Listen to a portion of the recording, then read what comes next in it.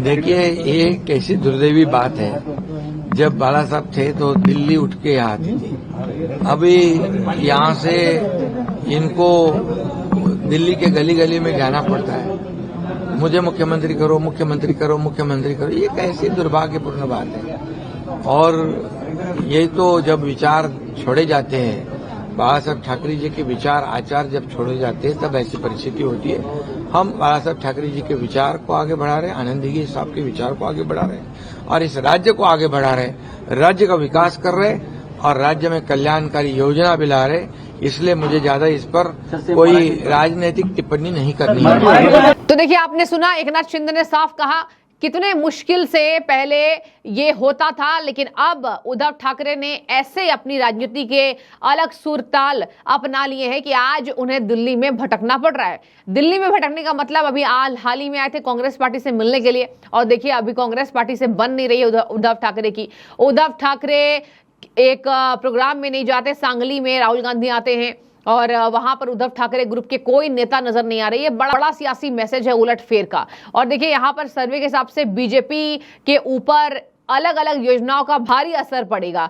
और यहाँ पर राज्य में मुख्यमंत्री ने जो लॉन्च किया लाड़की बहन योजना, उसका बहुत बड़ा असर बीजेपी को मिलने वाला है। एक बार आपको ले चलते हैं कि यूबीटी के नेता यहाँ पर आनंद दुबे शीट शेयरिंग में ही उलझे पड़े हैं और देखिए कैसे अपने पार्टी को लेकर सफाई पेश कर रहे हैं। आपको ये बयान से समझ में बातें आ जाएंगी कि महाराष्ट्र में महाविकास आघाड़ी में शीट शेयरिंग की भी लड़ाई है। पहले तो मुख्यमंत्री फेस को लेकर है, अब शीट शेयरिंग को भी लड़ाई है। इसी वजह से इस सर्वे पर बड़ा असर पड़ा है और सर्वे के हिसाब से बीजेपी अच्छी वहां पर लीड लेगी, कमबैक करेगी। इस बार लोकसभा चुनाव में एक शिकस्त का सामना करना पड़ा था महायुति के। एक बार सुनिए यहाँ पर आनंद दुबे क्या बयान दे रहे हैं। अगर हम लेकर आएंगे तो जरूर हमें 10-25 सीटों का फायदा होता है। तो हमारे नेता उद्धव बाला साहब ठाकरे जी यही कह रहे हैं कि कांग्रेस पार्टी, राष्ट्रवादी और शिवसेना मिलकर ये तय कर ले, भले समय ले ले, अभी गणपति बप्पा मौर्य का त्योहार है, त्योहार बीत जाने दे, बट अगर हम बैठ के आपस में एक रणनीति बनाए, एक समन्वय बनाए और एक चेहरे पर सहमति कर लें तो हम 200 पार भी कर सकते हैं, 288। और महायुति विपक्ष का नेता भी नहीं बन पाई इस चुनाव के बाद, तो इसका तो बड़ा फायदा होगा। अब शरद पवार साहब एक वरिष्ठ है, हमारे नेता उद्धव बाला साहब ठाकरे जी और मल्लिकार्जुन खड़गे जी बैठकर ये बातचीत करेंगे कि भाई एक चेहरे पर सबकी सहमति बने, ताकि चेहरा ही सब कुछ बता देता है। चेहरा राज्य का, सरकार का प्रतीक होता है और चेहरे के फायदे हमेशा इतिहास में होते आए हैं, आगे भी होते रहेंगे, इसलिए चेहरा तो होना ही चाहिए। देखिए, आदरणीय शरद पवार साहब एक वरिष्ठ नेता हैं, कई बार मुख्यमंत्री रह चुके हैं, केंद्रीय मंत्री रह चुके हैं, हमारे महाविकास आघाड़ी का आधार स्तंभ है, मार्गदर्शक।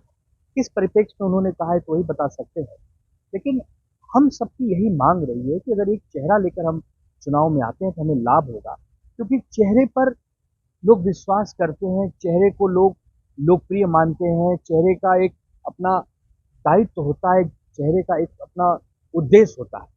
अगर चेहरा लोकप्रिय है, चेहरा पारिवारिक है, चेहरा हर घर में लोकप्रिय है और चेहरे ने इतिहास में अच्छा काम किया है, तो चेहरे पर विश्वास होता है। 2014 में नरेंद्र मोदी जी को चेहरे को लेकर भारतीय जनता पार्टी एनडीए आए थे। 2014 में तो उनको पूर्ण बहुमत की सरकार मिली थी, तो स्वाभाविक सी बात है कि चेहरे का फायदा होता है।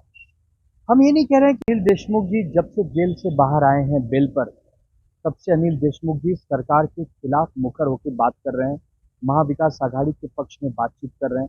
यह सब देखकर भारतीय जनता पार्टी और एनडीए और महायुति का जो खेमा है वो बेचैन है, विचलित है। चाहे अनिल देशमुख हो और चाहे हमारी पार्टी के संजय राउत साहब हों और चाहे कांग्रेस पार्टी के नेता हों, सभी नेताओं से महायुति के लोग घबराए हुए हैं, किसी न किसी कारण में झूठे केसों में फंसाना चाहते हैं।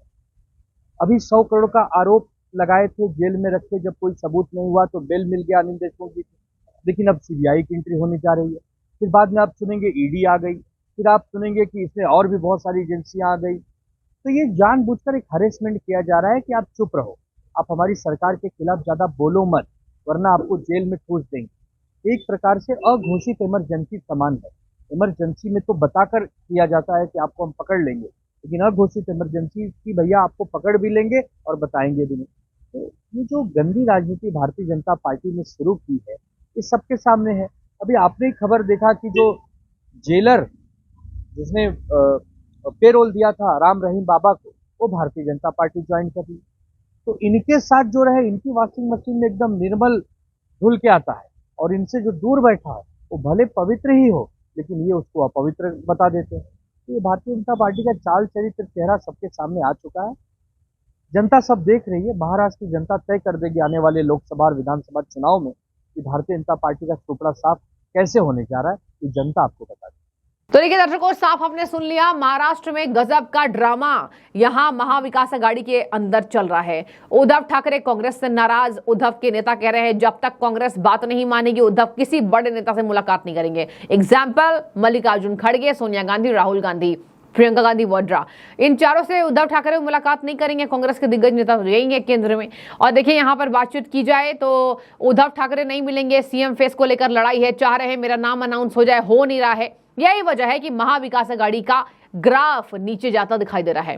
अब खैर ये जनता है, अब जनता के पास भी कहीं ना कहीं बीजेपी के लिए एक अलग तरीके से सोच विचार करना होगा। जनता इस बार तय करेगी कि बीजेपी को वापस से बीजेपी को जिताना चाहेगी जनता, क्योंकि देखिए एकनाथ शिंदे पुरजोर प्रयास कर रहे हैं। एकनाथ शिंदे की मेहनत में कोई कमी नहीं है, और इसके पहले भी एक सर्वे आया था जिसमें कहा जा रहा था कि फडणवीस का नाम एकनाथ शिंदे से ज्यादा जनता पसंद करती है एज अ मुख्यमंत्री, और उसके बाद एकनाथ शिंदे, फिर उद्धव ठाकरे का नंबर था। तो उद्धव ठाकरे का नंबर जनता के अकॉर्डिंग भी सर्वे के हिसाब से सीएम फेस को लेकर पीछे था।